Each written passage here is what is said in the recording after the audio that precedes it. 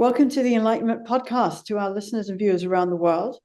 In these pivotal times, engaging in some kind of meaningful dialogue about Palestine, we feel is essential in the face of everything that's going on to provide a deeper insight and context, while also highlighting Palestine's rich traditions and history and culture, which are so often overlooked or misrepresented in mainstream legacy media.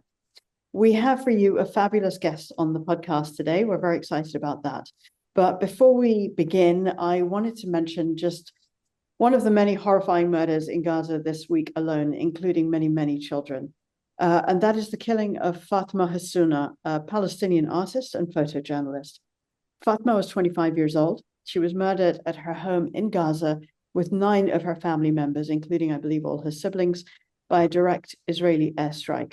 And this happened just 24 hours after it was announced that her documentary film was selected for a prestigious Cannes festival. Like almost every Palestinian journalist in Gaza, Fatma has been targeted, trying to silence her voice. What use is it, I wonder sometimes, to single out one loss amongst the hundreds of thousands of murders and maimings and the constant mass starvation that's currently going on? Well, we think it gives a name and a face to just one person who's been senselessly killed in a genocide. It helps to humanize Palestinians, and it reminds, we hope, the world that no group of people is entitled to exterminate another. With that preamble, which we thought was important to bring in, I will move on to introducing our guest, and we are so happy to have with us Chef Joudie Kalla to talk about the importance of Palestinian representation through food and books, some of the most beautiful parts of Palestinian culture, as well as the quest for a just solution. Welcome, Joudie, to the podcast. Thank you for having me on such sad grounds, really, that we are talking about something that has been happening for over 100 years, that is happening right in front of our eyes today and is going to continue happening. Your podcasts are fantastic. I've been listening and watching everything you're doing. And I think it's really important to highlight one person every so often to actually, I say, when you say the word humanize, it's so distressing that we actually have to use that word to talk about Palestinians because we are human and like everybody else. And the fact that we have to keep humanizing ourselves and singling out a person in the hundreds of thousands that have been killed is upsetting. That you just need to put one name out just to remind people actually we're people, and those 50, 100, 200, 300,000 are actually also names, and they belong to people, and they are important to somebody, and they've been wiped off the civil registry. They no longer exist. Their family is over. Yeah. And I find that really, really upsetting that we have to keep humanizing ourselves when, in fact, we are more human than most people, considering all the things that are going on, and having to document and watching people document their own deaths, not just their lives. They're documenting their deaths, and it's a tragedy, really. Words. I think we've seen a level of courage and nobility and honor amongst the Palestinians who've been suffering this horrific genocide that tells you, that really reaches the highest of what it is to be human. So thank you for that, and I couldn't agree more. Let me give you a brief bio about Joudie, though, if you are new to her work. Joudie Kalla is a Palestinian-British chef and food writer. She's the author of highly acclaimed cookbooks, Palestine on a Plate and Baladi, both fantastic reads. And trust me, I love reading cookbooks, so I know. After completing her master's degree, Joudie trained at the prestigious Leith School of Food and Wine in London and worked at several notable restaurants, including Gordon Ramsay's, Pengelley's under Ian Pengelley, Daphne's, and with Chef David Duverger at Papillon. Joudie ran her own catering business and owned a deli in London called Baity Kitchen. She also hosts Palestinian supper clubs and cooking classes, sharing her incredible culture through food. Beyond the kitchen, Joudie is also an artist and a dedicated activist for Palestinian rights. So really lots to talk about. We look forward to getting into this. But Joudie, always the first question seems to be to Hanan. Hanan, how do you know Joudie? Don't say how long. I know, too long. Yeah, since you're babies. So my lovely cousin Shireen Awad Gharhour is very good friends with Joudie's parents, and I remember wonderful, many delicious homemade Palestinian food at Joudie's parents' house in London.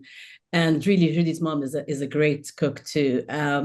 So, Ahlan, Joudie, welcome. And let's start with your family. Your parents are 1948 Nakba survivors, with over 750,000 Palestinians forcibly displaced and ethnically cleansed out of Palestine. Could you share your family's history leading to their expulsion in Palestine? Yeah, I mean, briefly speaking, to be honest with you, I don't know about your family, but my parents are quite private and secretive and quiet about this. They know that they were my mom was born in 1948, so she was just in the moment when they were expelled from Palestine. She came from Jaffa and lived. So she doesn't remember anything from her time. My dad was a little bit older and he was from Safad, which is in the north next to Lebanon. And they fled walking on foot to Syria separately. They did not know each other, the families, and they met in Syria living as refugees there. And they had moved into the same building, and my parents knew each other technically from birth. But they never really shared the horror stories. They more shared the beauty of Palestine and the longing for Palestine and the memories that their mothers told them. Their fathers had passed away when they were quite young. And I love that it wasn't doom and gloom, all of the things that they were saying, because I think when we're watching a genocide happening, which I think is happening every few years, I don't think it's just one particular time. This is obviously the worst. People tend to forget about the beauty and the culture and the richness and the deepness and the rootedness that we have to that land, and focus more on the blood and the death and the gore, which is so important. But also, why are Palestinians so resistant to this occupation is because they belong there. They have been there for thousands of years. And it was beautiful, and it is still beautiful. It's just under this disgusting, violent, murderous regime, which I think people don't focus too much on. And I understand why, because obviously the focus is now to save people, protect them, get countries to get involved.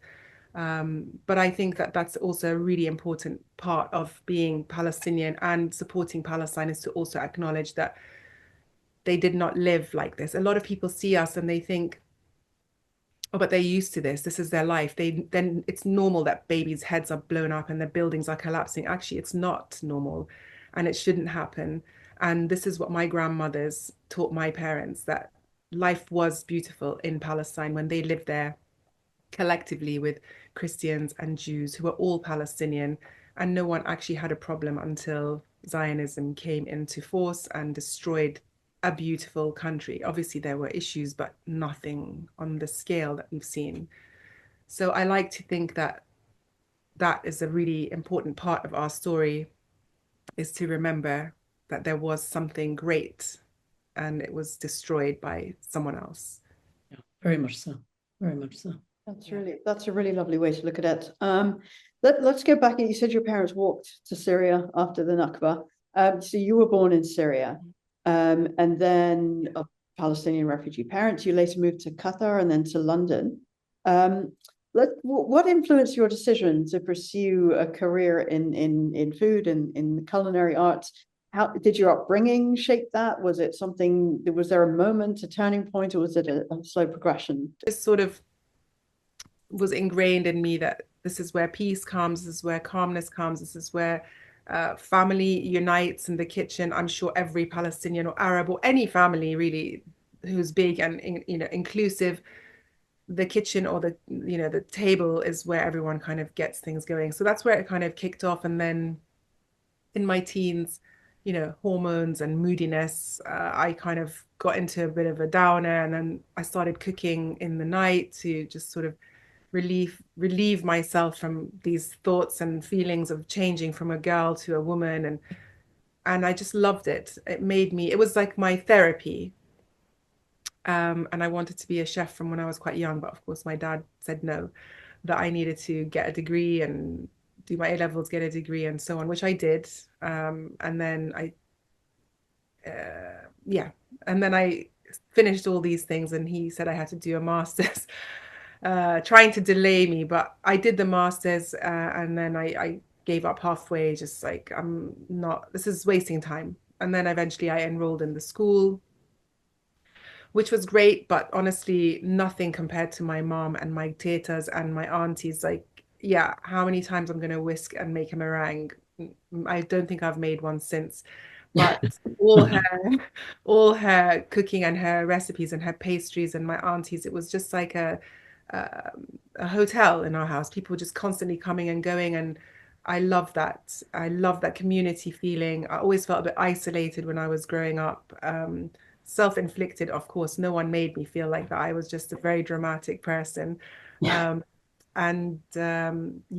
this is, for me, food and cooking is love and gathering and community and building and conversation. So that's really how it started. Thanks for my mom's patience, to teach me how she learned to manage herself from also being a young bride with five, not even a young bride, just a young married woman with 5 children. She was not even 30, moving to London, doesn't have any friends, didn't speak English. And she, obviously later told us that she was also anxious and nervous and worried and frightened. And this is how she healed herself in the kitchen and cooking and having people over. So it's a full circle thing. And this is what I do now, bringing people into events and supper clubs, strangers who are alone and want to meet people and have a common ground, which is loving Palestine, wanting to support Palestine, talking about Palestine, championing Palestine, raising money for anything. And people from all walks of life, which is a really nice thing. That's not just us. It's spread globally. And that's lovely. And for those who don't know, teta in Arabic means grandmother. So, you mentioned teta, exactly. And Jude, you made a name for yourself in the culinary world, which is not easy. And it's very much deeply rooted in your Palestinian culture, and heritage, which we'll talk about in a bit. But can you also talk about the art of, or the concept of al-nafas in Palestinian cuisine, which is the soul or the breath of cooking? And sort of how you mentioned about your family, your aunties, your mom, your tetas, your grandmothers, but can you talk a bit more about the soul and the nafas?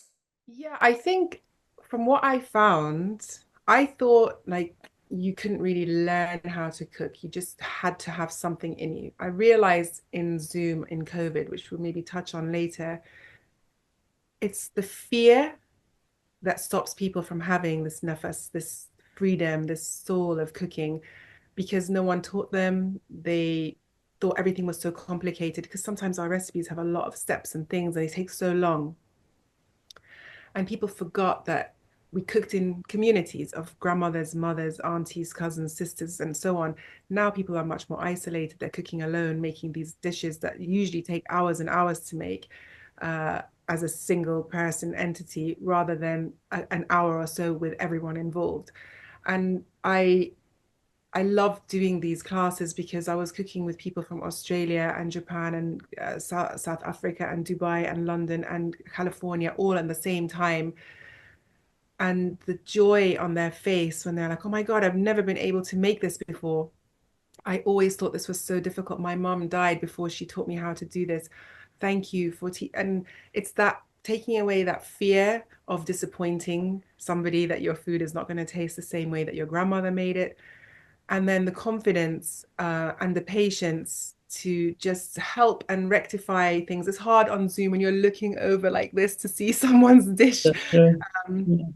But it's that sort of holding hands with people and guiding them properly through things without shouting or being upset. There's always a way to fix everything. My mom told me this. You never throw anything away. You can fix it and redo it. And then once you have the confidence, that sort of cooking from your soul comes naturally. And I think once you get the fear away and the confidence starts building, anyone can cook as long as they want to, right? I think people who get forced into doing things tend to not enjoy it and things don't turn out the way that they want them to, but A for effort, right? So just Absolutely. try your best. And yeah, soul cooking. For me, I cook certain dishes. When I think of somebody or miss my mom, I make mlokhiyeh. When I think of my auntie Lamia, I make msakhan. When I think of my sister Lara, I make yalanji, which is the vegetarian vine leaves. And it's just such a nice thing to connect because everyone lives in different countries. So you're constantly having separation, anxiety or sadness or whatever you want to call it. And I think that comes through. And when I'm sad, I can't cook. Like things that I've made, I guess this is your soul coming through, your energy. Things that I've made 1,000 times, I will burn them 1,000 times when I'm sad. I'm in the last year and a half, I haven't really cooked that much except for some supper clubs, and I haven't done anything since October last year because it got too much for me. Now I'm eating just like eggs with labneh and khiyar and tomato and just simple basic things because I just don't have the nefas to cook anymore. Yeah, it's very beautiful. It's what makes it an art form. But it's just it's also tragic when it gets taken away. Joudie, as you know, I'm a novelist, a filmmaker. So to me, storytelling is a really important way that we view the world, characters, their journeys. How important are Palestinian role models and representation in your field? Have you experienced discrimination, either as a woman or a Palestinian or a Muslim or not? And what does that kind of visibility mean to you? Absolutely discrimination at work. I had many, I mean, not necessarily because I was Palestinian, but because I was Muslim. I had worked in a particular restaurant for quite some time, and then there was some bombings that happened in London on the buses, the 7/7 bombings, and I came to work as usual because I had to. And immediately after being there for 2 years, I was called an effing Muslim terrorist, and the guy my hair and kicked me behind my knees, and I'm using sharp knives. It's like very dangerous. And I thought it was very, very frightening, not because I thought I couldn't handle myself. I just thought it was frightening that everyone was watching and no one did anything.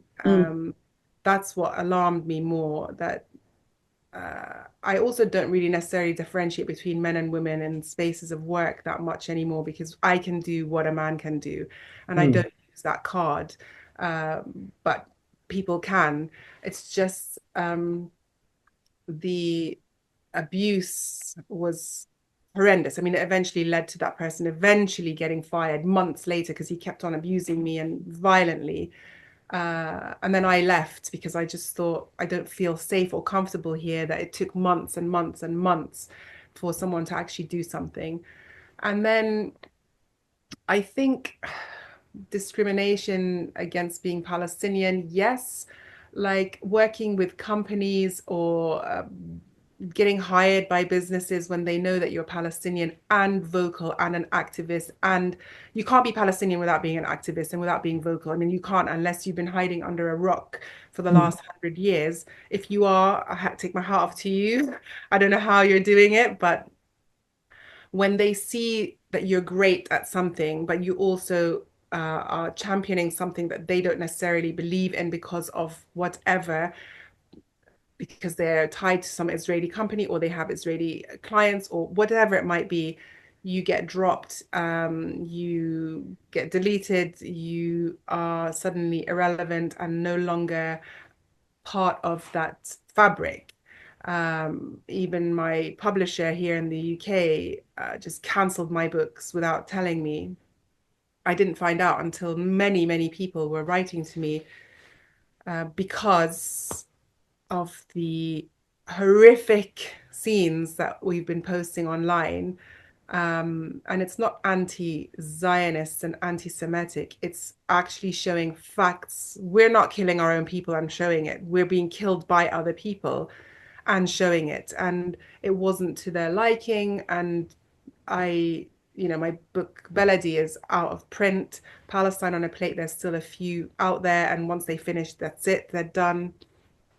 And the lady who was dealing with me, not from my publisher, from my agency, I was so upset. I started crying, not because I don't make any money from these books, by the way, just if anyone asks. I just said to her, like, this is ridiculous. It's it's such a person. She's like, don't take it personal.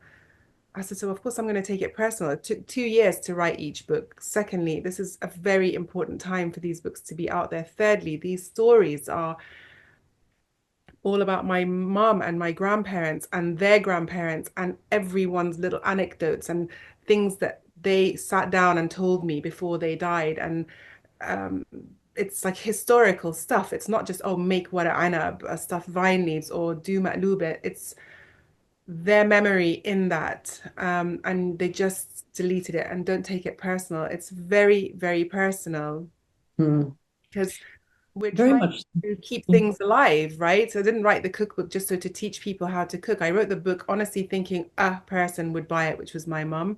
And then whatever happened later was great. But Yeah. these things are, they just try to erase you and make you invisible. And that's not going to happen on my watch. No, absolutely, absolutely. And I want us to talk about each of the books in a minute also, Joudie, because that's really important. But if we talk about, because you're passionate, and like you said, it's very hard to be a Palestinian, not to be an activist in whatever field you are. And your field is, and your activism is through food and educating people on Palestinian cuisine. Actually, we did a podcast also with my cousin, Chef David Duverger, who's also very passionate about Palestinian ingredients and cuisine. And anyone who hasn't seen that podcast, I highly recommend it as well. But to go, yeah. And I know you know him as well. But to go back to you, Joudie, could you talk about what Palestinian cuisine means to you personally? I know you touched on the family and history, but just maybe a bit more about that. It is that. It's about family, it's about roots, it's about being classic, it's keeping traditions alive. I know lots of people change things to make them more modern, fantastic, still taste delicious. I'm a more traditionalist, classical kind of cook. I even changed one spice in a dish. My mom called me. She's like, Halla, now you take this out. Don't tell people, don't say it's my recipe. They'll kill me if they know used kamoon instead of karawia or something. So I'm like, okay, that's where I get it from because I couldn't even stray for a second. And I think our food is not just to eat, it's remembering people who are no longer here, who aren't here to tell their stories anymore, who have put their lives into their cooking. And, you said 750,000 Palestinians were, I was going to say executed, were forced out of Palestine, but those 750,000 have become nearly 10 million. And all those people have stories, and most of them come from the grandmothers and great grandmothers and the cooking and the environment and the family and the hub to keep us in sync with each other. And I think it's getting lost, and the food brings it back together. We can talk about politics and death and destruction, and yes, that keeps people unified, but also it's emotionally draining, straining. People tend to kind of switch off and become numb when you can use the food and the history and the land, because it's not just olive oil. They'll tell you the name of the guy who owned it 3,000 years ago, who gave it to his great great granddaughter and her granddaughter, and now the name of the tree and how they planted it and who picks them and where they grind it to get the oil. This is the stuff that I love about all the things that I'm seeing happening with all these farmers and Zaytoon, for example. I love their brand with the dates and frike. It's not just frike, it's frike with the most incredible system of women who are doing these wonderful things, who are keeping the heritage of Palestine alive, even under the harsh circumstances that they have to live under, with Israel blocking most of their transport and export and burning their fields and setting fire to olives and olive trees.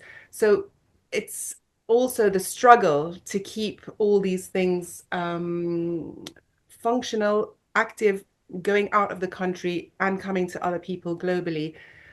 So there's such a huge dynamic around this, where it's not just actually nourishing yourself, you're also nourishing yourself with stories that are heartfelt, emotional, very sensitive and personal, that mean a lot to everybody, and everybody can relate, because we've all had a mother, we've all had a grandmother. Whether you like them or not is irrelevant. They've been there somewhere at some point and shared something, and it might take one thing to take you back to this nostalgic place. And food is such a huge part of it. And also the fact that Israelis and Zionists are taking our cuisine and labeling it Mediterranean. It's very offensive. There's no history behind their food, and just, bastardizing it and trying to make it hip and popular doesn't mean that it's better. I mean, the originators of dishes are the masters of it, and that's final. And I think that part of it is very, very important, is to keep it where it came from and to recognize it and acknowledge it, that this is not like a new dish. I was watching an Israeli guy on his Instagram, like, oh, Palestinians get so upset claiming falafel is theirs. Firstly, it's Egyptian. Secondly, we make it better than the Israelis. And then he wrote something like, oh, they're just upset because Israelis do it better.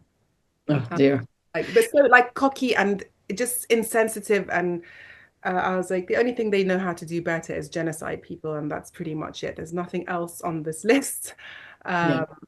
And they have no concept of history of where things come from. In the books, that if you read them, I will always say mlochie comes from Egypt, and this comes from Syria, and that comes from there. But this is our Palestinian version of making it.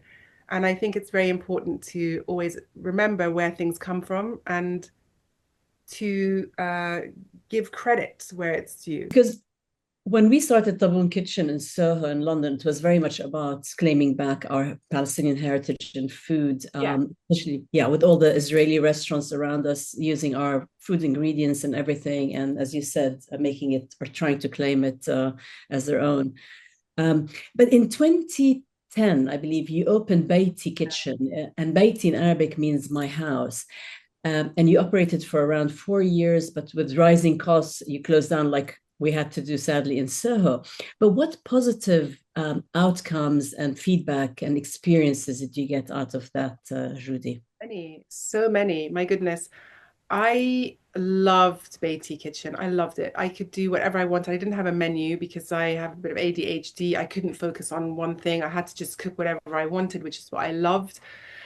I loved meeting the people, explaining to them what they were eating, because no one had really eaten sayadiyya before, unless you go to the big Arabic restaurants, and they didn't. And they were just sort of local people, and they wanted to come all the time because every day there was a new recipe or multiple recipes that were on the menu.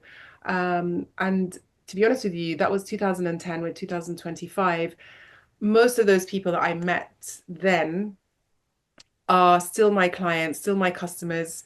I do events for them. I cater for them. I teach them how to cook. They have been an incredible support for me to continue in a different way. Losing a restaurant is not only financially crippling, it's emotionally heartbreaking because you put your life into it. I think I missed every wedding, every death, every event in my life in those few years. I got divorced. I never saw my husband. And it was just all in, consuming, but I wouldn't change it for the world, because I learned how to be a better person, how to be a great boss, how to treat people, how to deal with very difficult customers. Of course, I had lots of Israelis that came in trying to, cause problems for me. And I just, realized the art of diplomacy, and then also the rage that can also come because it's my place and I can do whatever I want.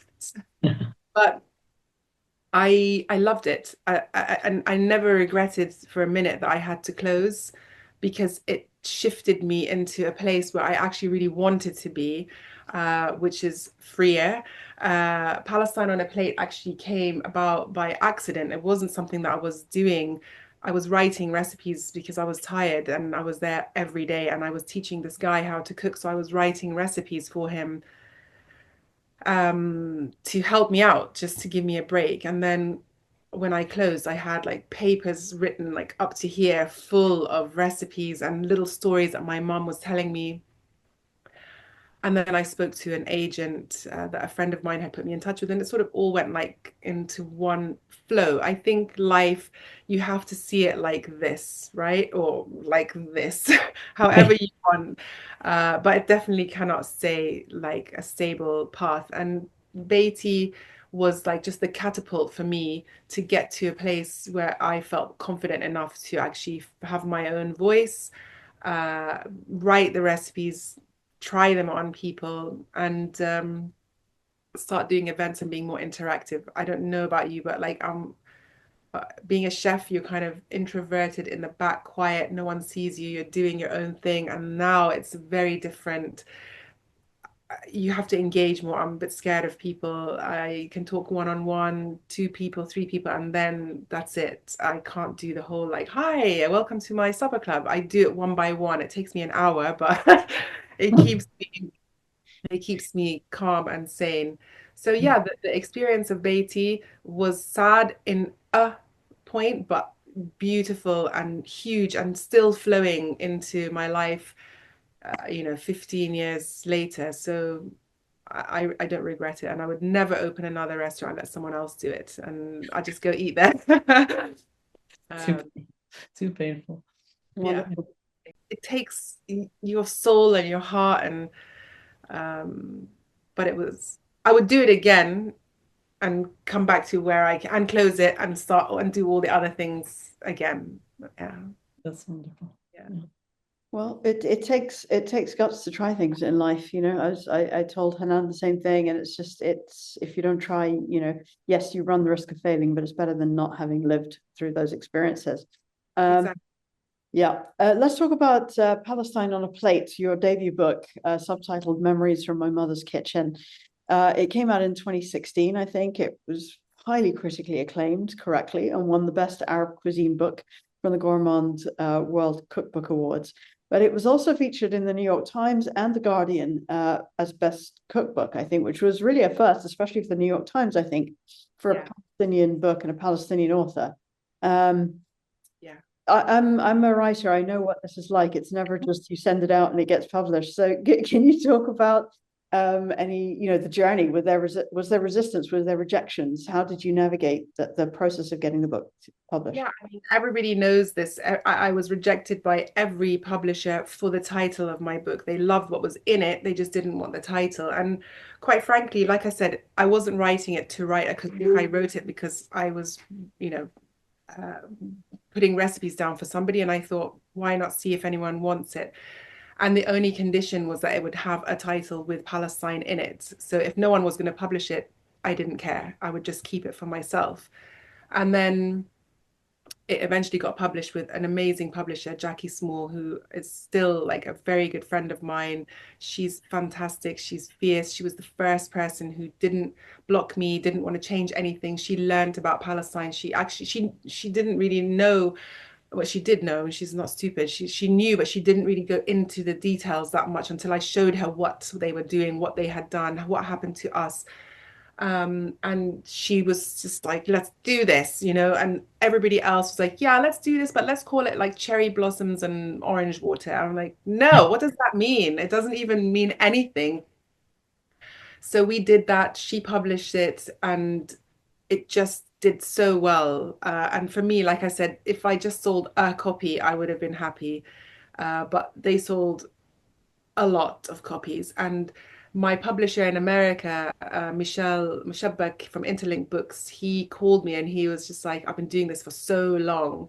He publishes loads of Palestinian books and other books as well that are fantastic. But he said to me, it's the first time to have a Palestinian cookbook and a Palestinian name, me, and the word Palestine on the front of a book, and in the New York Times top 10 books ever that he's had. And I was just like, oh, that's cool. And he's like, no.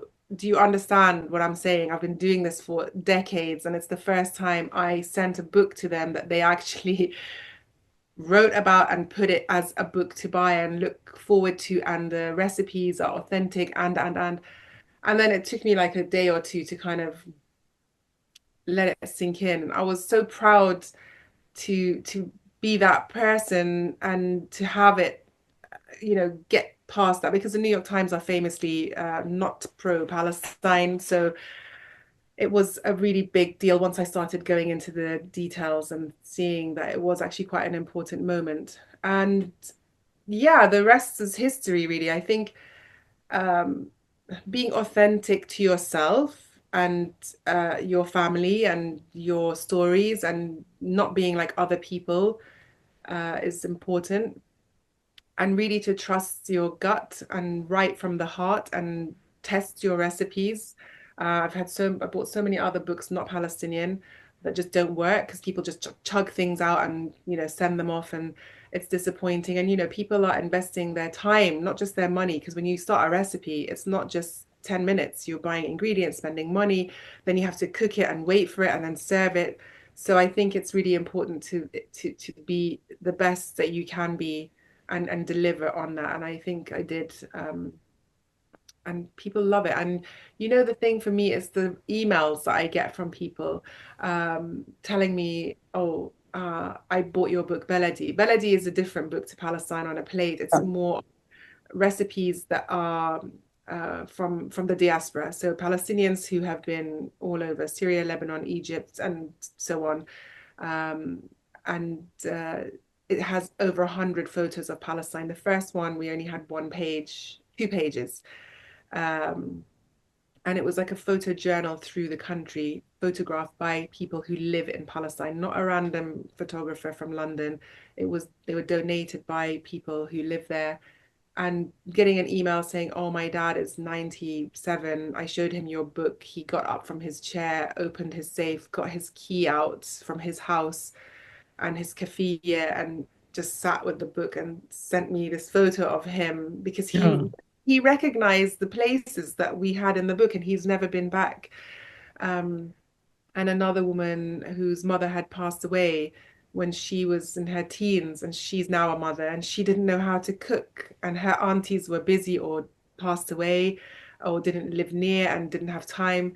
So she's like, thank you for this recipe because my mom used to make it and actually tastes exactly like hers. And you made me be able to give my kids what my mom gave me, and your book is their book now. So if I die, they can have, the recipes.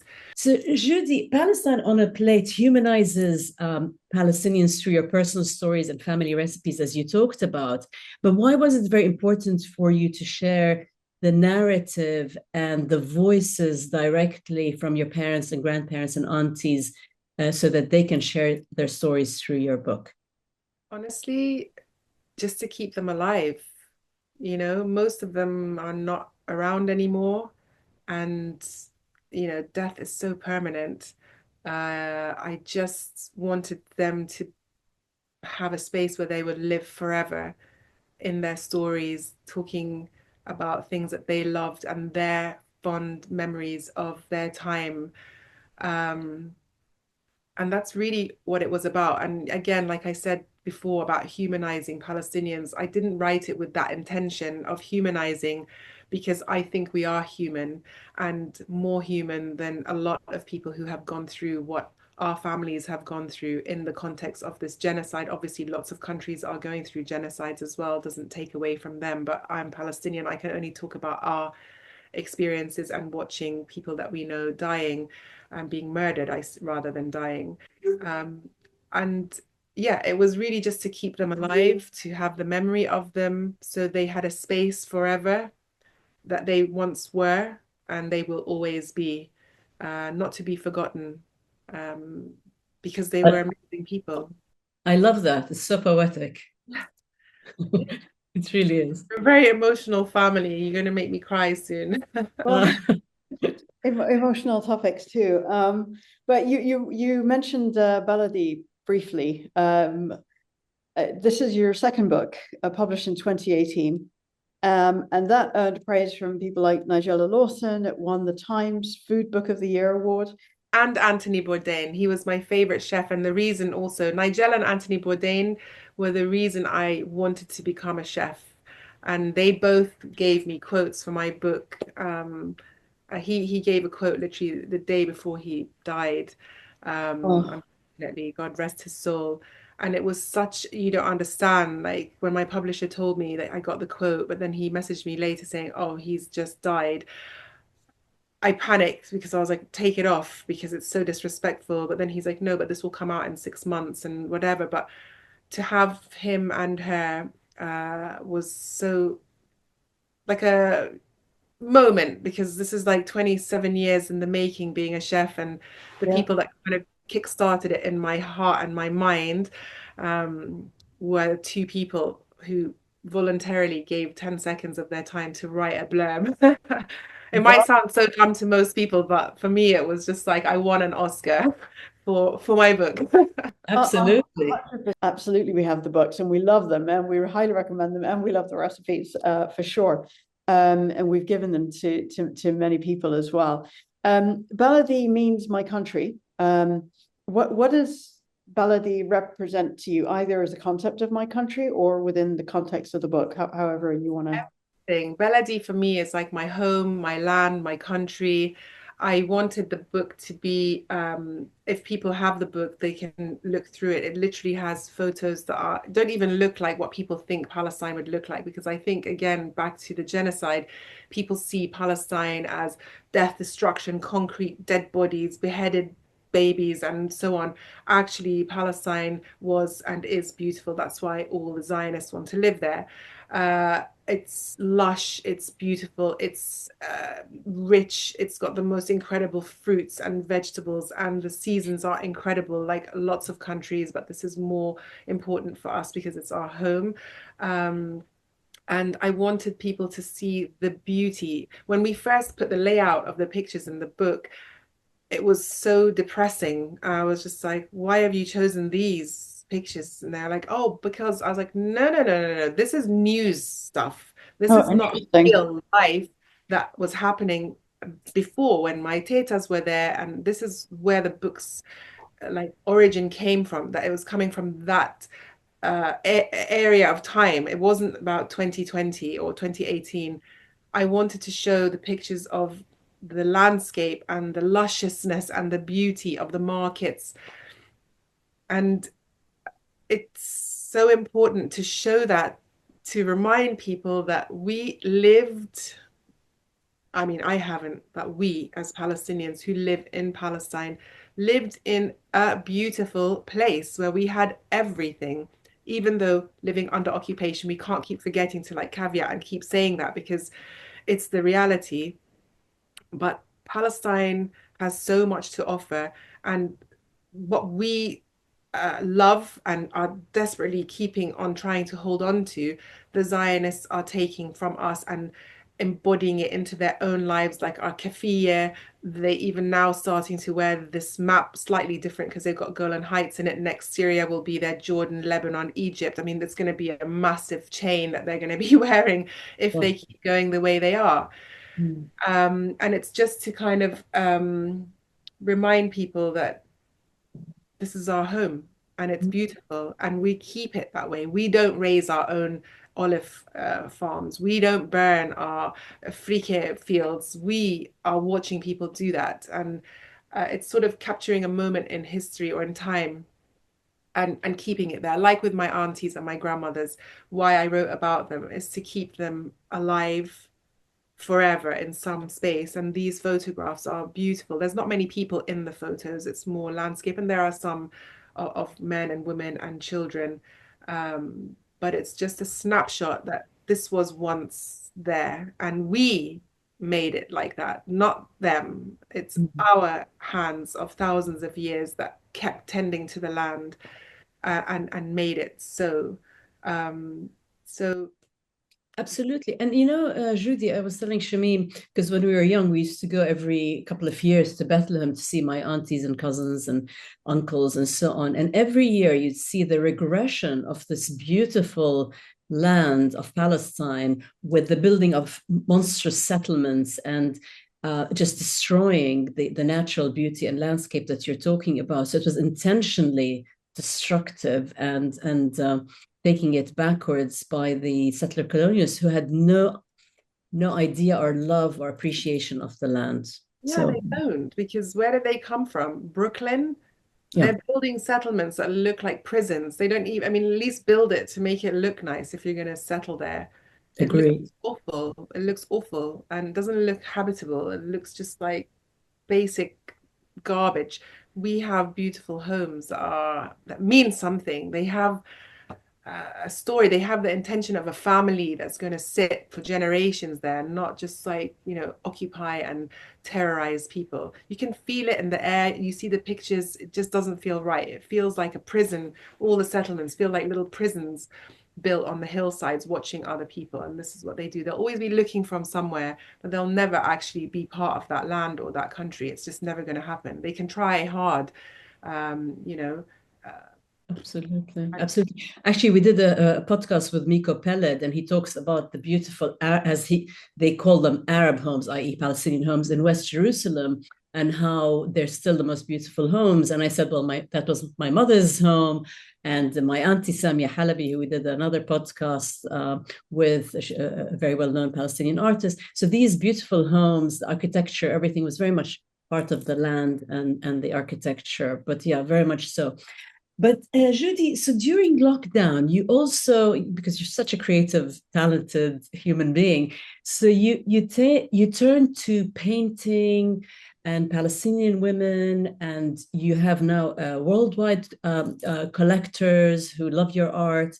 Could you talk about the themes of your artwork as well? And of course, we'll put links to the audience who want to explore your art and your books and so on. Yeah, can you talk about that creativity and that continuation of your activism through painting? Yeah, I mean, lockdown, no one wants to remember it. I was actually just talking about it the other day, just thinking, like, did it actually happen? What the hell actually happened to our lives? I was alone in lockdown, and I baked every single thing, did 1,000 cooking classes, but I just didn't have the time for myself, even though I was alone, because I was always doing things with other people. So I just bought loads of paints, went on YouTube, like looking, how do you paint? I mean, I just do random stuff, but nothing turned out nice. And then I was just sitting learning on my own. And then I thought, let me paint this, because this is what I felt. I did a self-portrait of myself making maftool or whatever in a market, sitting wearing a red thing. And then a friend of my sister actually came to my house, and she saw it and she loved it, and I didn't want to sell it. And she's like, how much do you want to sell it for? I said a really stupid number, because she was going to say no for sure. And she's like, I'll take it. I was like, no, I want to add another zero. And she bought it. Obviously, I couldn't say no after that, because she loved it. And then she bought another one, and then another person bought another one. They're generally very Palestinian, not very Palestinian, they are Palestinian, very kind of just safe and secure and powerful in themselves. They're confident, they're beautiful, they're some have things on their mind, others not. They just have a representation of what I imagine a Palestinian woman would look like if she wasn't under occupation, being free in her beautiful clothes and having influences from the other cultures in Palestine. We have a big Armenian influence, and there's lots of Christians, that people forget that Palestinians are not just Muslim, and we have Jewish Palestinians as well. Yeah. So just to show the different sides of them. And this is one here. I don't know if you can see her. Her name is Sabra. I'll just put it up. I love it. There are some that I don't sell. I've got 3. One is called Lubna, one is Sabra, and the other one is called Yafa. And Yafa has Palestinian coins, like original coins from like the early 1900s, all around her neck as a necklace, almost part of her dress, and the motif of the Palestinian belts with the tatris. And my sisters also paint as well, and it's something I find that was very therapeutic in that time, and just sort of helped me bring my inner Palestinian goddess out, because I think, the way they portray Palestinian women, like just crying all the time. Of course, they're crying for a reason. Again, for people who'll be like, yes, they're crying because there's a genocide. I don't want people to misunderstand, because everyone jumps on everything you say without hearing the rest. But Palestinian women are also so powerful. I mean, my tetas, one was like this tall, the other one was 6 foot.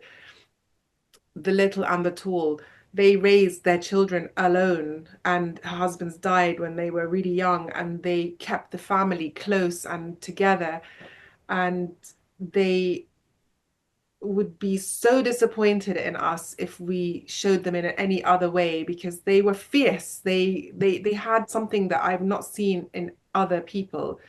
And I think this is why, I mean, not every Palestinian is successful, but the majority of Palestinians that I've come across have their own business, have tried something, are musicians, filmmakers, chefs, artists, lawyers, doctors. I've not met one person who hasn't tried to be the best that they can be in their family or in their community, because we've always been like stepped on. And it's the women and the men, but mainly the mothers, the matriarchs of the family, who bring that out in us. And in these paintings, which I think why they were so popular is because they show these kind of fierce but not overly powerful, but they are in control of everything. And they're beautiful and they have a story and their names mean something. They all inspired from someone I know or I've met. And it's not just like a random woman that I thought of. Each one has a connection to somebody. So it's just always kind of bringing everything back to full circle, really, for me. Yeah, and as you say, Palestinian Sumud is very much driven by Palestinian women who have kept the family, the tradition. So it's very important. I'm glad you acknowledge them through your painting and your art and your another way of activism to sort of showcase these wonderful women. Yeah, thank you. I love them. They're all over my house. It's fantastic. Speaking of Sumud, let's turn to Gaza and what's going on right there, because as you say, this has been going on for generations, but right now this current genocide is on a different scale, and it's really exposing the racism and hypocrisy of Western governments, who are clearly not taking into account the voices of their peoples that they're supposed to represent.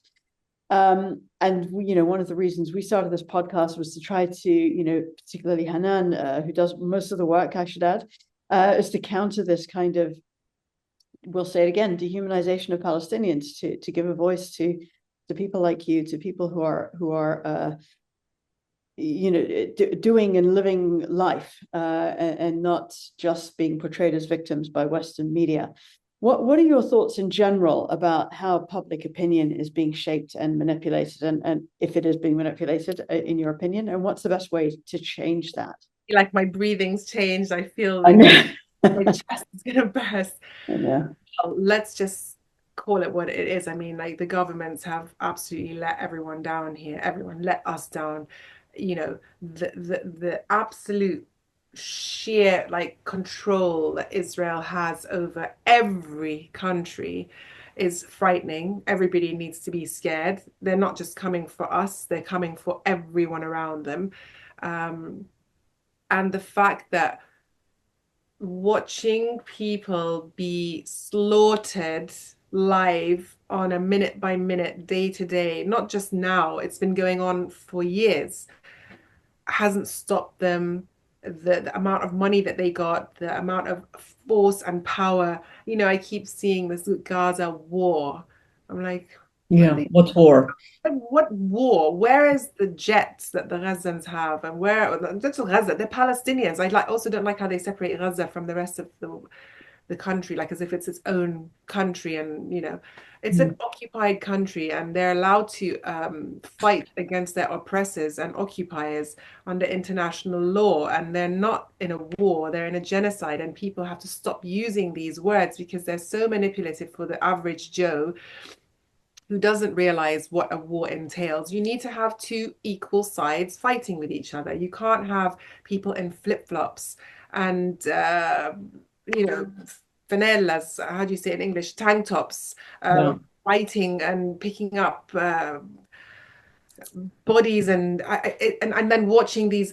I mean, the video. Sorry, there's so many images that just came into my head of what's happened. The image of that building being bombed last week, and then you see these people flying in the air higher than 60, 70-story buildings because they've been bombed so hard.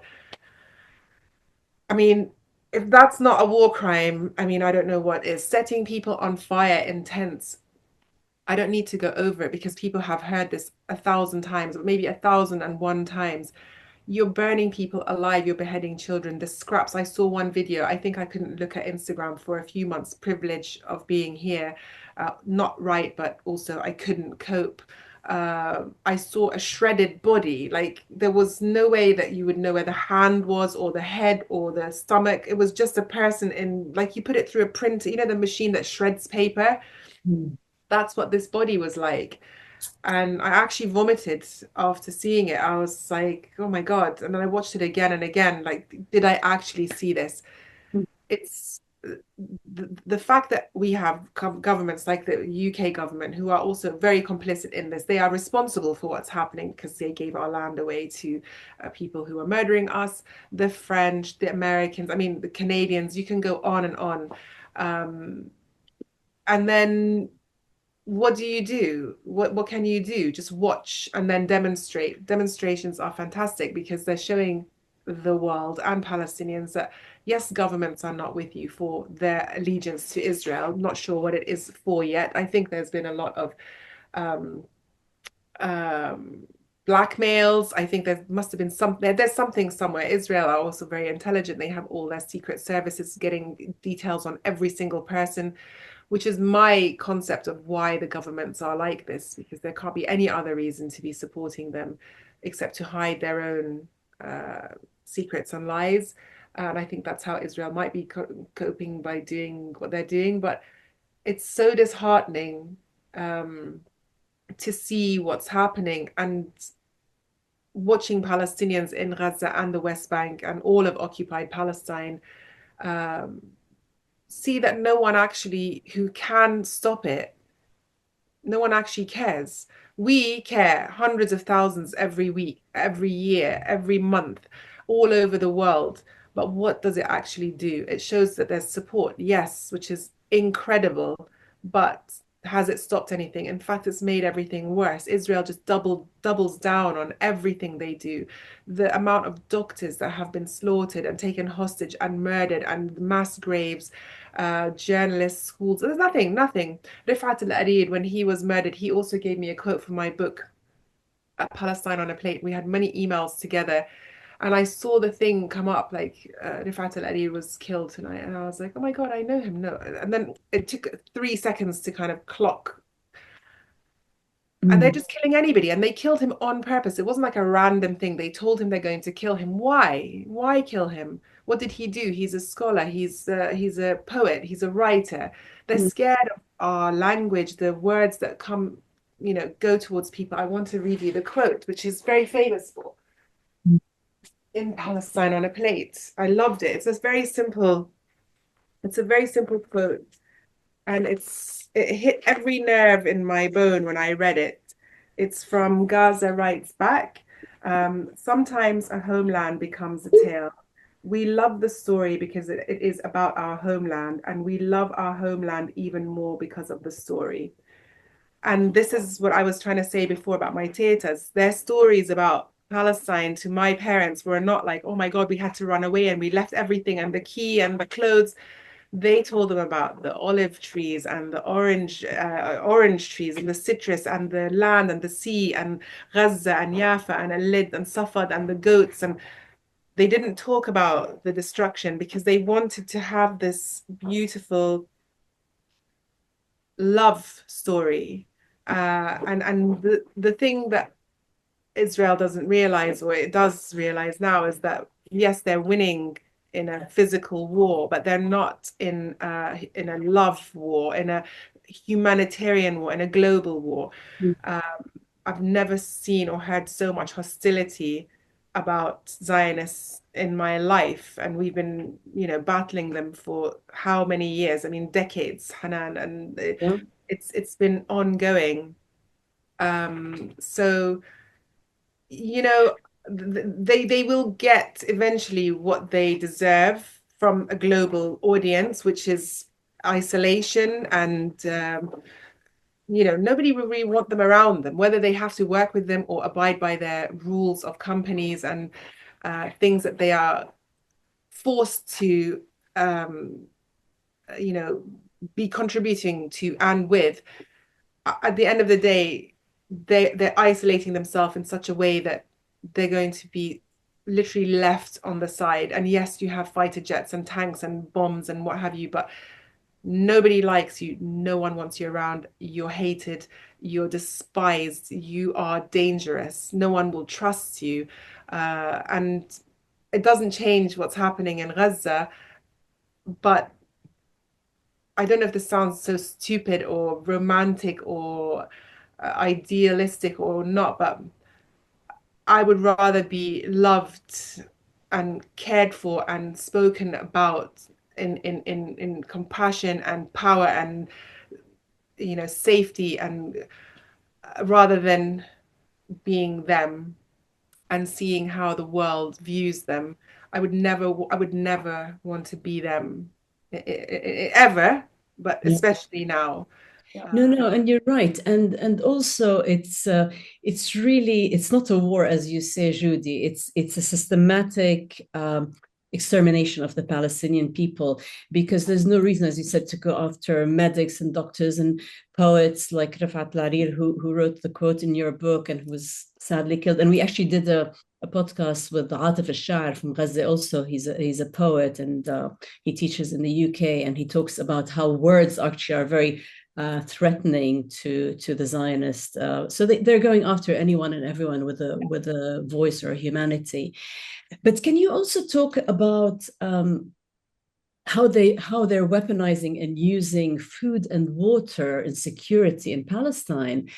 Something that we know, you and I, and Palestinians, and Shamim, of course, knows that this has been going on for decades and decades throughout the illegal occupation and beyond.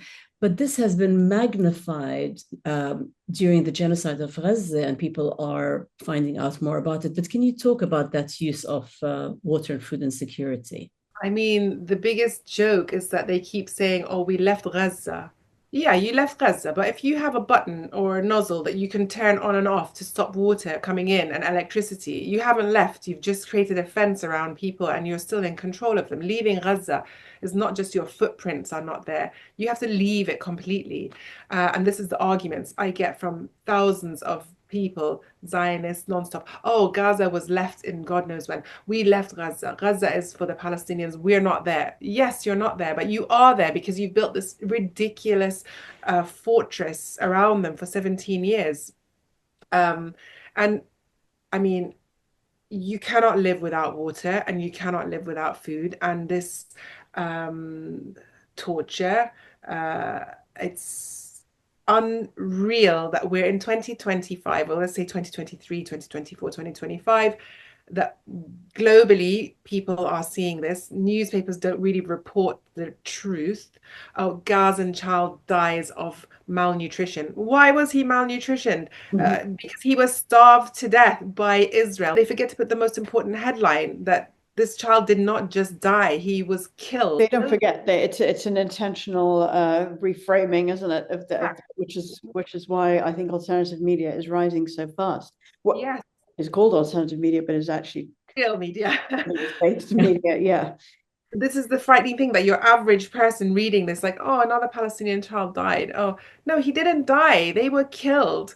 Putting everybody in the same box is against how many international rules and laws. I mean, you're not allowed to do these things, but somehow Israel gets to get away with murder. I just read that the ICJ is giving Israel 1 more year to reply because they don't have time to answer the questions because they're busy doing what? Genociding people. And you just sometimes sit back and think, wow. Yeah. Sometimes I don't have any words. I'm just like, who decided to give them another year? I mean, even if they gave them 6 minutes, they're still going to keep bombing and killing people. Let's be real. But it's absolutely frightening that people around the world just don't care that people in 2025 cannot go into their own sea and fish for food without getting bombed by Israel. They cannot leave Gaza to go and get medical supplies because they will be killed. They cannot exit. They cannot enter. The trucks that have been sitting there for 8 months, 1 year, have not come in. But let's talk about that weaponization of foods, particularly because, as you said, like, Gaza is a fishing culture.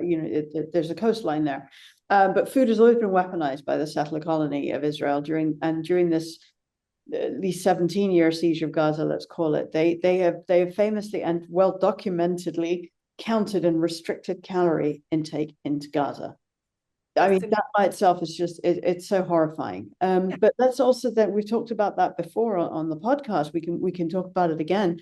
But also, I wanted to bring up what happened a year ago now. It's hard to imagine this is still going on a year later. On the 1st of April, 2024, the World Central Kitchen aid convoy was targeted and attacked by Israeli drones, killing 7 aid workers.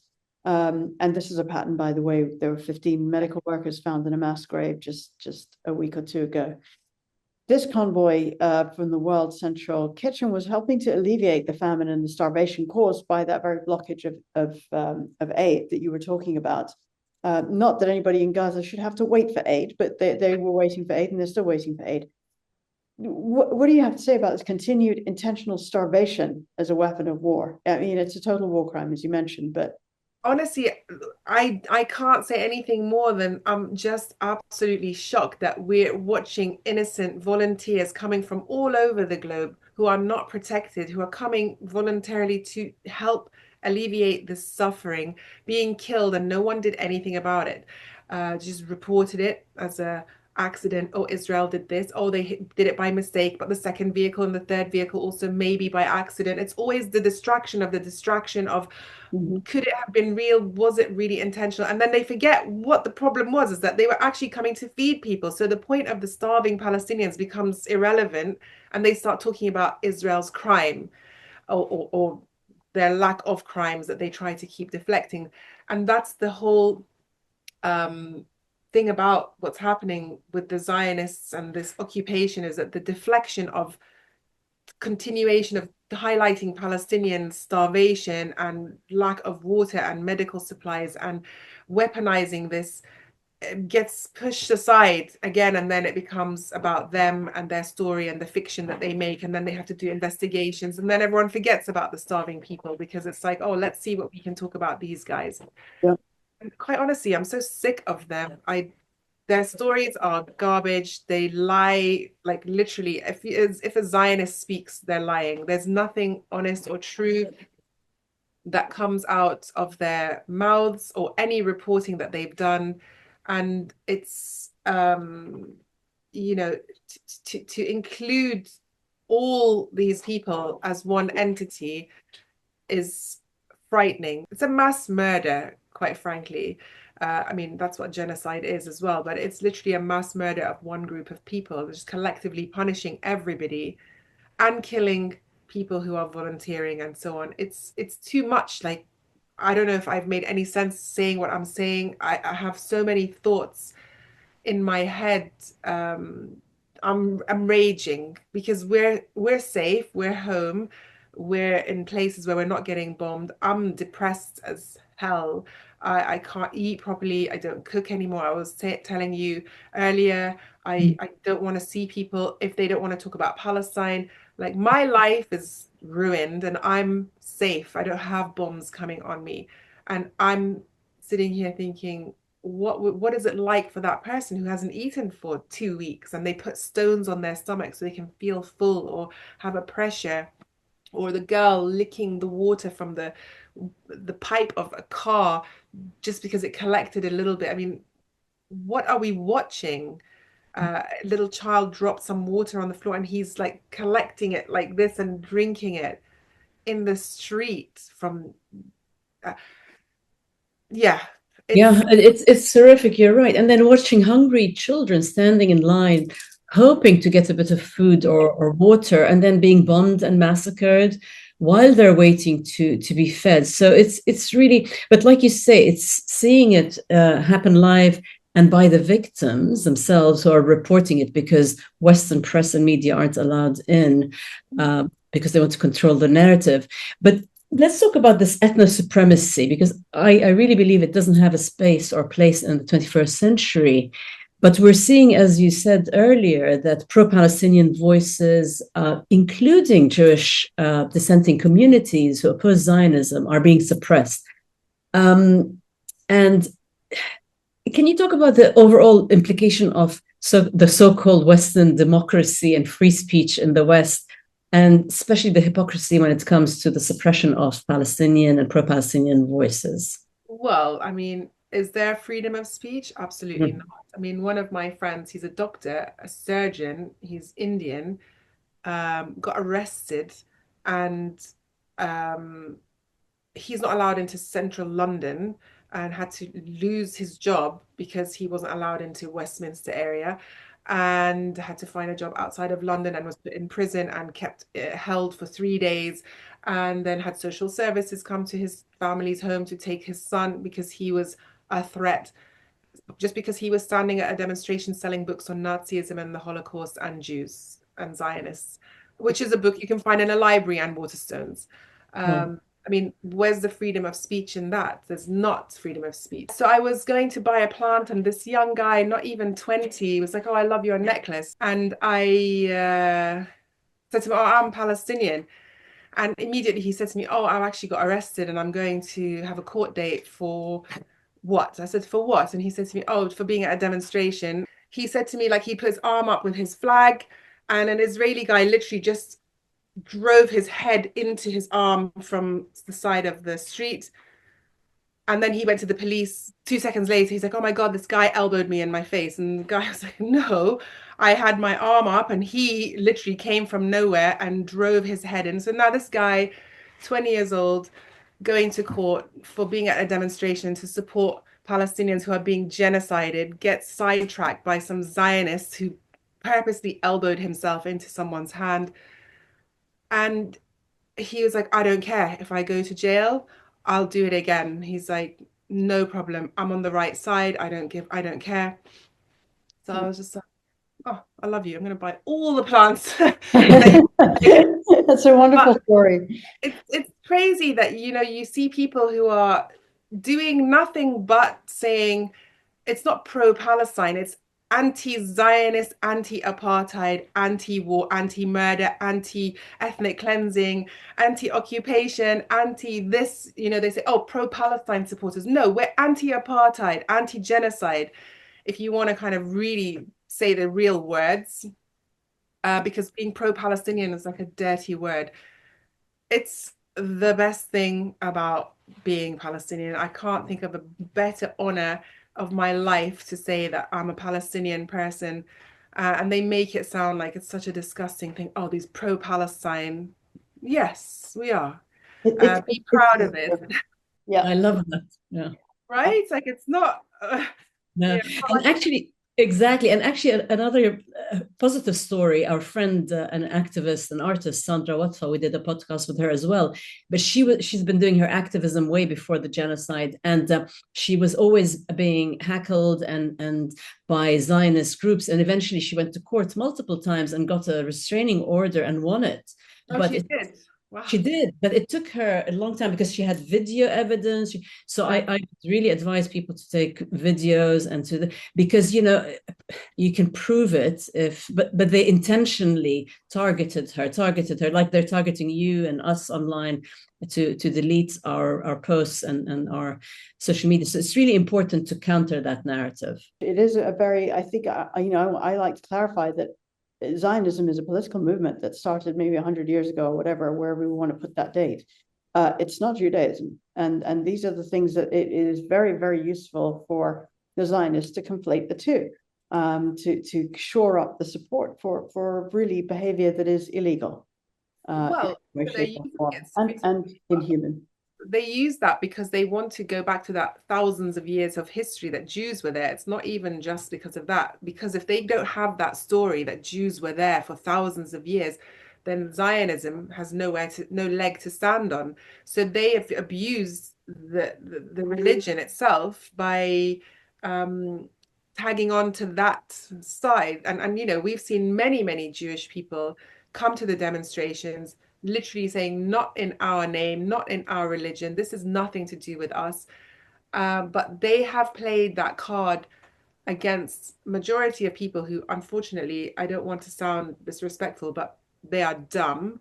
They don't know politics. They don't know history. They don't even know where their country is on a map, let alone what the difference between a Jewish person and a Zionist is. Mm-hmm. And that story has to change, and people understand that their connection to Jews is to give them that backstory that we were always there. But yeah, but you're Polish, you're Russian, you're Swedish, you're German, you're not brown skinned, you're not dark eyes. Yes, historically things might have changed and people might have fled, but that's not where you're originally from. And to have this ethno state of Jews only, what year are we living in? What other country has this? None, because Yeah, it doesn't that's a very work. different scenario. They've taken that and spun it into an ethno-supremacist story, which is the problem, I think. And besides, we live in a modern world, and it is important to, as you say, the indigenousness of people matters, but also, does it because I'd really like to see all the non-Indigenous people in Canada and America then move back to wherever they came from. But I don't see them wanting to give back the land to the Indigenous people in North America. Of course not, because then where are they going to go? Right. So it's a settler colonialist perspective that I think has to be called out, and is increasingly being called out, which is great to see. With that in mind, the global movement is definitely transforming and transformative, and we do still feel like every person has a role to play, especially because our government's not playing that role. How would you recommend people continue to build and amplify this movement effectively? What are the ways they can get involved? Do anything. Go have dinner parties, talk about Palestine, get on podcasts, do your own thing, talk on Instagram, collectively join other people who have the similar mindsets to engage a bigger audience. Write things, write poetry, write letters to newspapers, report newspapers when they say, oh, a child died of malnutrition. No, he was starved to death. Correct people. The BBC, I think, or the Guardian, I can't remember the other day because they all lie so much and they keep changing their titles. But they literally had to change their title immediately. Yeah. Yeah, they did, and they were forced to change it. They have to, because you can't just lie all the time and not get called out for it. It's coming to the point where I wonder, do these people actually have souls? Do they have a heart? Yes, I know they have jobs and they have to hit certain words and targets and clickbait for what have you, and also supporting a Zionist state. But do you think these people have feelings? Do you think they actually know how much damage they're doing? Do you think they know that they're contributing to a genocide, that these reporters, let's call them, I don't even call them reporters, they're liars. Do you think that they know how much influence they're having globally when these headlines come out and then 1,000, what I just saw on Instagram before I came online, 1,000 Palestinian children have been killed in this week? Yeah. No, to get all the other weeks, the other 52 plus 32 weeks and so on. I think just do whatever you can. I created a line of jewelry like these things. Money goes to charity. It's not a lot, but do anything. I do supper clubs. We donate money to charity. My cookbooks, by the way, if you're in North America, my American publisher donates, I think 20%. I might be wrong. It doesn't matter. He donates a big percentage of his sales to the House of Friendship in Nablus. Do things that actually do things, that not just go and look cute and watch a debke dance. It be engaging in something that can help people on the ground. And I know a lot of people think that, oh, where's the money going? It doesn't matter. You have a good faith that it's going somewhere. Let it go. If it doesn't go, it doesn't go. It will come back at some point somehow. It shouldn't stop people from actually trying. And most importantly, even if you can't physically do something, talk about it, share. So many people that I've been watching on my page who I used to follow, I don't follow any of these people anymore. Not one word they said about Palestine, nothing. Now they're doing Cook for Palestine and charity for 500,000 dead and a year and a half too late. For me anyway, you don't wait for that amount of people to be killed and slaughtered for you to say something. But when one person in Ukraine died, it's like cook for Ukraine, donate to Ukraine, round up for Ukraine, whatever you want. Of course, everything is terrible everywhere, but you have to also engage with people who are in your space that have been there and want to be there, and also educate people, trying to get them to see really what's happening. Because I think people not like us, because we've been in this and we are Palestinian and not, but have been living in the sphere of Palestine, have been brainwashed to think that Israel needs to be safe and it needs to be protected. And protected from who? Safe from who? You came, you created a chaos, and you're now bombing everyone around you, and you want to be safe. It doesn't work that way. All the other people, Syria, what's happened to Syria? It's gone dead quiet. I'm sure they're, building and expanding something there. We heard nothing but Syria, Syria, Syria. And then as soon as Bashar al-Assad left, not one peep in the newspaper about what's happening in Syria, because I'm sure there's something going on between Israel and I sound like a conspiracist, but no, but you're right. You're right, and they've been training them anyway, and so absolutely, Syria, Lebanon. I mean, they've just gone completely out of control, and it's always been their policy and their strategy, Joudie. But what you said, we are privileged as Palestinians in the diaspora, and it is our responsibility to speak out and take action. But it's the responsibility of every human being. You don't have to be Palestinian to do that, because really we're up against a settler, colonial, brutal, ethno-supremacist ideology, Zionism, and it must be dismantled. And I believe it will. It's just a matter of time.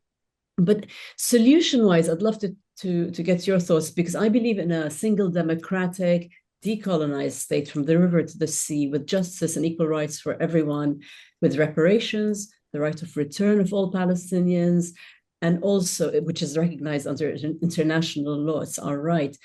But do you have different thoughts or perspectives, and in terms of achieving a long-lasting solution, and what would you like to see? Because many people have different views. So I'd love to hear your voice on that. Honestly, I have, but are they real? No. Will they happen? No. Is it fiction? Yes. Is it a dream? Yes. I mean, I think all the Zionists that came need to go back to where they came from, and Palestinians and Jews who lived in Palestine go back to how it used to be. Obviously, you cannot, because none of these people are going to leave the Mediterranean to go and live in Warsaw, because they've got like the most beautiful country that's being funded by America, and food and culture and life and history, which they didn't have before. They've literally stolen an identity of another people. And why would they go back to something that was nothing when they have taken the life of other people? But my thing would be that it would go back to how it was before the Nakba happened, and people lived the way they were. It was not ideal, but it was good and it worked. And the people who are indigenous to that land stay there, and there's no borders, there's no gates and fences, there's no separation walls, and those horrible gated systems where they put people like cattle to get through. I mean, the Farah Bazzari's work is fantastic. I met the guy, Saleh Bakri.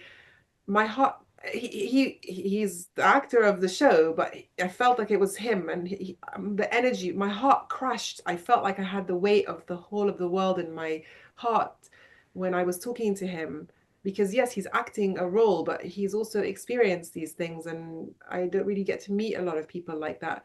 Why should we have these people suffering? Why should our people be suffering to go and get a fridge for someone, and getting stopped and peeing in their pants, and their children watching them dehumanized, humiliated, violated? It's got to stop. I don't know what's the solution. Obviously, what I said will never happen. Those people are never leaving. They're never going to let us be free, because they feel empowered in that state that they're in to control and dominate and have separate roads. And a lot of people don't know that that's what's happening. I met Guz Khan. He's a very, very famous comedian here, and he was speaking to a friend who was explaining to him that there are separate roads for Jews and for Palestinians. And he was like, what? They're like, yes, it's not the same road. So the Jews will take the road that will take 20 minutes, and the Palestinians have to travel 3 hours for the same distance to get to the same point. Assuming they have permits in the first place. Assuming you have permits and you don't get shot while you're driving because it's fun. But he knows a lot about Palestine, but these little things that are so huge. And even that movie Omar, I don't know if you remember it, with Saleh Bakri as well, Adam Bakri. He had to climb the wall of his girlfriend who was there, and he's there. But if he took a car, it would take him 2 hours to get across a 2 meter distance. But they built this mammoth wall. Obviously, it's fictionalized and it is, but they're literally separating people's lives from each other. I mean, what madness is this? It's something so deranged that it just doesn't sound normal. And when you tell people who don't know, they're just like, oh, yeah, okay. They don't believe you because it's so messed up. It sounds, because it's so awful, it's so unbelievable. Yeah. And, that's why it's so important for, people like us Palestinians in the diaspora, or people or Palestinians there. But like we had Farah Nabilsi with her films. We did the podcast with her. Sausan she's a writer director, for those who don't know, and you should look up her films. And then Sausan Asfari, who's produced a lot of Farah and my cousin Anne-Marie Jass's films and other Palestinian films. So we all have a role to play. You do it through your art, through your cookbooks, your cooking, supper clubs, and so on. Everyone does it in their own way. We do it through film and books and so on. But not everyone is in the creative space. But like you said, everyone can do something. You don't have to be creative. You don't have to be creative. You just have to have a voice, fingers, a telephone, and start posting and talking and making short videos and resharing other people's things. You don't have to use, a lot of people are shy, they don't have the right vocabulary. I don't. Like when I speak to my friend Lara, she's an amazing human rights lawyer, speaks French fluently, Arabic and English. When I hear her talking, I feel so dumb, like, oh my God, I don't even know, I wouldn't even be able to string that sentence together. I get what she's saying. And she has her space as a lawyer and a human rights specialist and a refugee specialist and so on. And she can't speak how I speak about things that I'm talking about, and I can't speak how she can. But what does it matter? Everyone has their own direction, their own way, their own voice, their own force. You don't need to be like anyone else. Just take that moment, and also take time. Don't overload, because again, it's a lot. And I know I'm saying this from a place of privilege because people in Gaza don't have that, but we are not living there. We're not suffering the way they are, but also we're not used to, that sounds crazy, awful, but we're not used to that amount of information and bombings and crisis and so on. And then you become invalid and you can't function, you can't be productive. And again, not saying that Palestinians in Gaza are used to it. It's just that everything is relative in the space that you're in. And just take a minute to talk to someone and educate them. If you just not even change someone's minds, but show them the reality of what's happening, not what people are showing you on the news. Just to take it back to the personal, because as you say, that's what makes people realize that Palestinians are people and we have things to do. What's next for you? I know you've been having a tough time of it, just in terms as most people are enduring what's going on the news. But are there any upcoming projects or initiatives or ideas or arts that you'd like to share and talk about? Yes and no. I mean, what's new? Nothing. Just keeping on talking about Palestine, keep showing things online and so on, and hopefully we myself and my publisher and Leila Al-Haddad, who's a fantastic chef and author and storyteller from Gaza, we were hoping to start to write a charitable cookbook on Gaza last year, quite some time ago. And unfortunately, most of the people that we were speaking to have been murdered and killed. So that kind of put break on things, because everyone's being killed. It's not like a one person, but there was multiple people who were contributing to the book. And so we're hoping to kind of do it very quickly and hope that people are not going to get killed. And obviously it will be a book on their stories, their families. It's not like a page per person, it's like a chapter on families, so they can be commemorated and remembered, and how their life was before, during, and after the war, if it ends, or the genocide rather, not war. So that's something that's been like up and down nonstop, because how can you write a book when everyone's being killed and you can't get the stories? So hopefully we can do that, and then all the money that that book would make would go back to charities to help Gaza, and food and medical aid and doctors and whatever they need.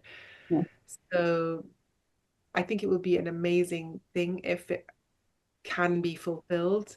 If not, we'll think of something else. And I think anything anyone does that just keeps highlighting it and putting it in the public's eye is worth it. Give it a shot. It might tank, it might succeed. Even if it doesn't, at least you've spoken about it, and maybe one person will understand what's happening and join the fight against the death of the world's soul.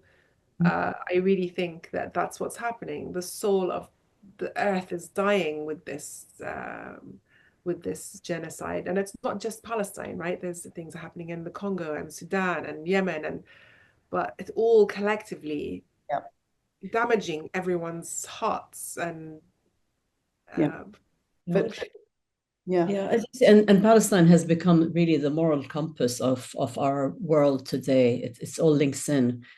But I love that the book on Gaza, and for the audience who don't know, the food, Palestinian food from Gaza, is like very spicy, very delicious, seafoody. It's like very particular. So I hope you can do that book, even if you self-publish and get it out there, because it's really important to. It's a wonderful project. For sure, we're going to, for sure. I mean, you just have to manage it better, faster. I mean, obviously, because so many things were going on, we don't know obviously how it's going to work. And we want their photos. We don't want to make our own, gorgeous, like styled photo. We want their dishes, because they have all these, and make it interactive. So it takes you to their Instagram page and follow them and engage with them. So you remember these people. Again, it's not just, taking, Hanan's recipe and then forgetting who she is. It's like connecting people to other people to know that we were there, we will be there, and no one is going to stop us. And even if we're not physically breathing anymore because of whatever has happened, that you once existed and you meant something and you left something somewhere, not just your ashes and your bones. There's something from you that is being shared and used and talked about by other people. I don't know if that means anything to anyone or not, but I think, like the journalist that you mentioned before who was killed. I'm just using my phone now to read her quote, that she was murdered by Israel. And she said, "If I die, I want a loud death." No one wants to die silently into the night and be forgotten that they existed and just be dust amongst the earth. We all are important. All our stories are important, especially the people in Gaza. And they deserve not just a loud death, but a loud celebration of their life if they are still alive, and not just to be remembered once they're gone. It's such a painful thing, that people are writing their wills and telling people how they want to be killed if they are going to be killed. And so, I mean, it's just absolutely shocking and tragic to say these things, because it's not normal.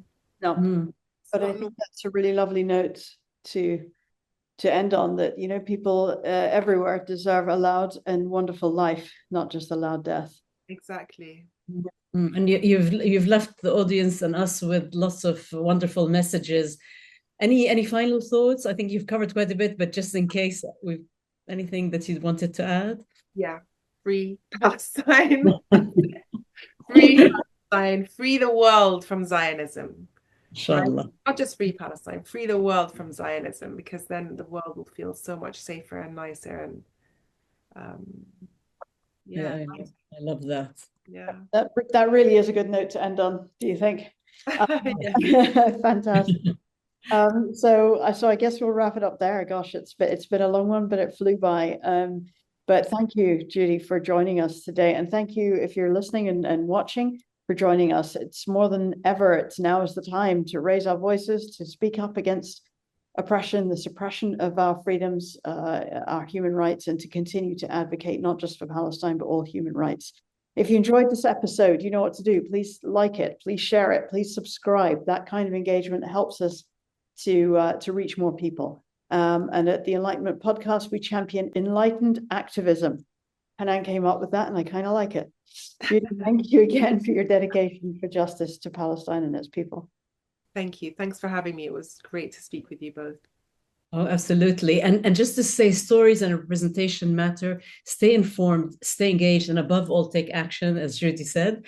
And the way forward really is through collective power, a global movement in solidarity. See you next time. And shukran, Joudie, for all that you do. Your voice, your continued activism is truly inspiring. And even when you're feeling down, you still carry on and do what it takes. So shukran. Thank you.